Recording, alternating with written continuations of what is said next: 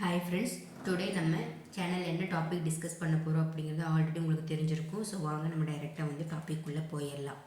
இப்போ நிறைய பேருக்கு பார்த்திங்கன்னா கனவுல முருகப்பெருமான் வருவார்.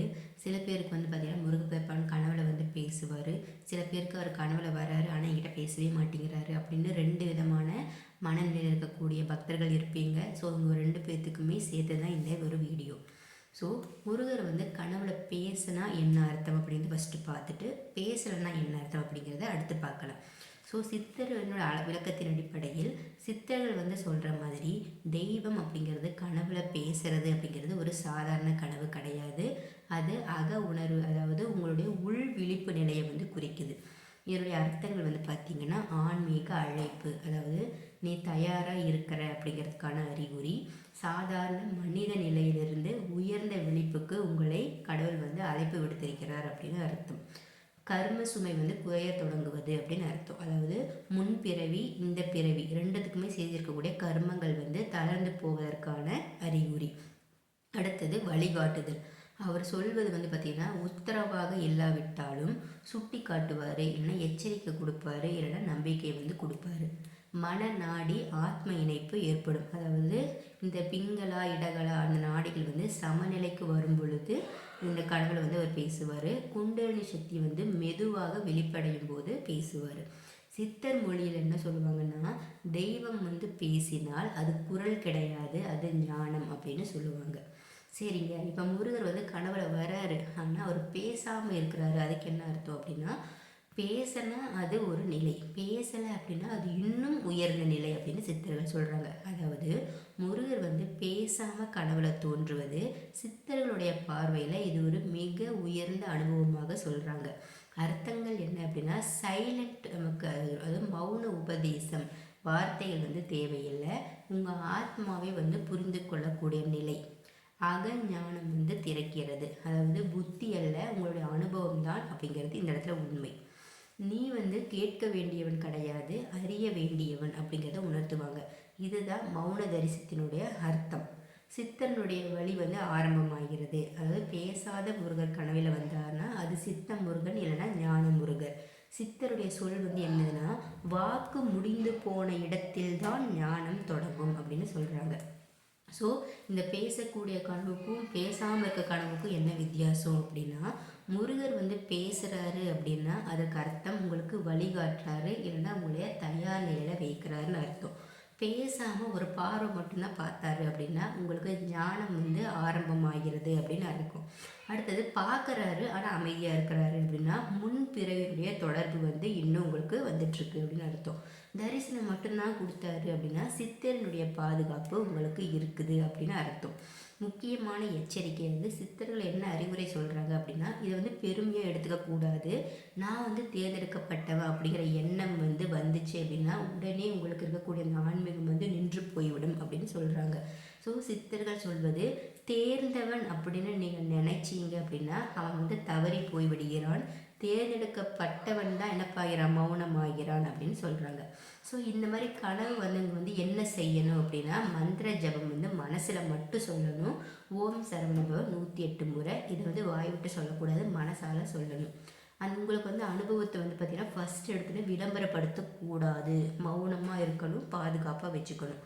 அகசுத்தம் முக்கியம். பொய், கோபம், அகந்தை இதெல்லாம் குறைக்க முயற்சி செய்யணும். அடையாளம் தேடக்கூடாது, உண்மையான நேரத்தில் தான் அது தானாக வெளிப்படும் அப்படின்னு சொல்கிறாங்க. இறுதியாக சித்தருக்குடைய விளக்கமாக நீங்கள் என்ன எடுத்துக்கணும் அப்படின்னா, முருகர் பேசினாலும் அருள் தான், பேசாமல் இருந்தால் அது பேரருள். ஸோ உங்கள் கனவுல முருகர் எப்படி தோன்றினார், அவருடைய நிறம் எப்படி இருந்தது, அவருடைய பார்வை எப்படி இருந்தது, அவர் கனவுல வரும்போது அவருடைய சூழல் எப்படி இருந்தது, அந்த நேரத்தில் உங்கள் மனநிலை எப்படி இருந்தது, இதையெல்லாம் பேஸ் பண்ணி கூட ஆழமான சித்தர் விளக்கமும் பார்த்திங்கன்னா சொல்லலாம். இப்போ ஒரு எக்ஸாம்பிளுக்கு நான் ஒரே ஒரு கலரில் வரக்கூடிய முருகன் நான் சொல்கிறேன். அதுக்கப்புறமா உங்களுக்கு கனவுல எந்த மாதிரி நேரத்தில் முருகர் வந்தார் அப்படிங்கிறது கீழே கமெண்ட் பண்ணுங்கள். நான் அதை ரிவ்யூ பண்ணிவிட்டு உங்களுக்கு நான் வீடியோ அப்லோட் பண்ணுறேன். அதாவது சிவப்பு நிற முருகர் வந்தார் அப்படின்னா கனவுல, அதுக்கு சித்தருக்கு ஓடக்கூடிய விரிவான விளக்கம் என்ன அப்படின்னா, சிவப்புனாலே அக்னி. ஸோ சிவப்பு நிறத்தில் முருகர் வந்து கனவுல தோன்றுவது அப்படிங்கிறது சித்தர் மரபில் இது ஒரு மிக வலிமையான ஆன்மீக குறி அப்படின்னு சொல்கிறாங்க. இது சாதாரண கனவோ இல்லை கற்பனையோ கிடையாது. இது வந்து எனர்ஜி ஆக்டிவேஷன் ஆகுது, சித்தர்களுடைய பார்வை சக்தி வந்து இயக்கமாகுது அப்படின்னு அர்த்தம். ஸோ அக்னி தத்துவம் வந்து விழிப்படைந்து விட்டது அப்படின்னு அர்த்தம். சிவப்புனா அக்னி, அக்னினா கர்ம எரிப்புன்னு அர்த்தம். அதாவது பழைய பிணைப்புகள், பயங்கள், குழப்பங்கள்லாம் கரையக்கூடிய ஆரம்ப நிலை அப்படின்னு சொல்லுவாங்க. அக்னி தோன்றுச்சு அப்படின்னா அது அழிவு கிடையாது, மாற்றம் அப்படின்னு சொல்கிறாங்க. அதுவும் இல்லாமல் அந்த செவ்வாய் சக்தி அப்படிங்கிறது வீர சக்தி. ஸோ செவ்வாய் தத்துவம்ங்கிறது வீரியம், தைரியம், நேர்மை. வாழ்க்கையில் வந்து பார்த்திங்கன்னா திடமான முடிவுகள் எடுக்க வேண்டிய காலம் வந்து விட்டது அப்படின்னு அர்த்தம். மூலாதாரம் மற்றும் மணிப்பூரகம் வந்து செயல்பாடு ஆரம்பிக்குது அப்படின்னு அர்த்தம். ஸோ சிவப்பு நிற முருகன் கனவுல வந்தாருன்னா அடிப்படை சக்தி மையங்கள் விழிக்கிறது, அதாவது எனர்ஜி சென்டர்ஸ் வந்து உங்களுக்கு ஓப்பன் ஆகிடுச்சின்னு அர்த்தம். உள்ளே வந்து பார்த்திங்கன்னா தன்னம்பிக்கை வந்து உயர்கிறது அப்படின்னு அர்த்தம். சித்தர்களுடைய பாதுகாப்பு இருக்குன்னு அர்த்தம். சிவப்பு நிற முருகர் அப்படின்னா அவர் காவல் முருகர். ஸோ தீய எண்ணங்கள், மனத்தாக்கங்கள்லாம் விலகிவிடும் அப்படின்னு சொல்கிறாங்க. நீ பாதுகாப்பில் தான் இருக்கிற அப்படிங்கிறதுக்கான அடையாளத்தில் சொல்கிறதுக்காக தான் சிவப்பு நிறத்தில் வந்திருக்க. ஸோ நீ பயப்பட வேண்டாம் அப்படின்னு முருகப்பெருமான் உங்களுக்கு சொல்கிறாரு.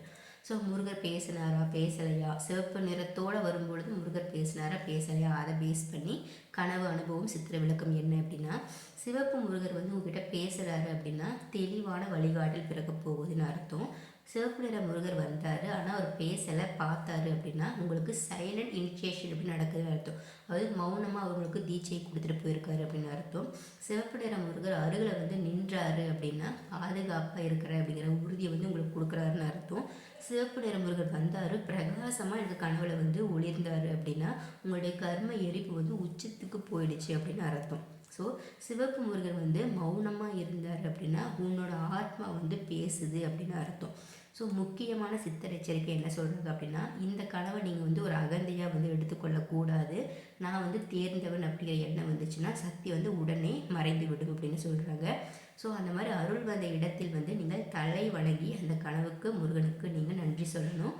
மார்பை வந்து உயர்த்தக்கூடாது, எனக்கு இந்த கனவு வந்துருச்சு, ஸோ நான் முருகனால் வந்து தேர்ந்தெடுக்கப்பட்டவன் அப்படிங்கிற யூகம் வந்து வந்துடவே கூடாது. ஸோ இந்த மாதிரி கனவு வந்ததுக்கப்புறமா நீங்கள் என்ன செய்யணும் அப்படின்னா, மௌனமாக வந்து மன ஜபம் செய்யணும். ஓம் சரவணபவன் 108 முறை வந்து சொல்லுங்கள். செவ்வாய் அல்லது கிருத்திகை நாளில் வந்து பார்த்திங்கன்னா நீங்கள் சிவப்பு மலர் வந்து அர்ப்பணை பண்ணுங்கள்.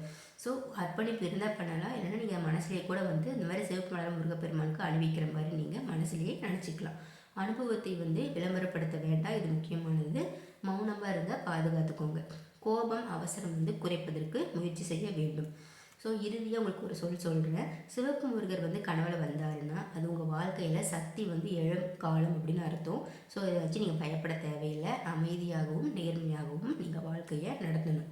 ஸோ இன்றைக்கி இந்த வீடியோ மூலிமா கனவுல முருகர் வந்து பேசினா என்ன, பேசலாம் என்ன, எந்த கலரில் வந்தார் அப்படிங்கிற ஒரு எக்ஸாம்பிளாக நான் ஒரு ரெட் கலர் வந்து சொல்லியிருக்கேன்.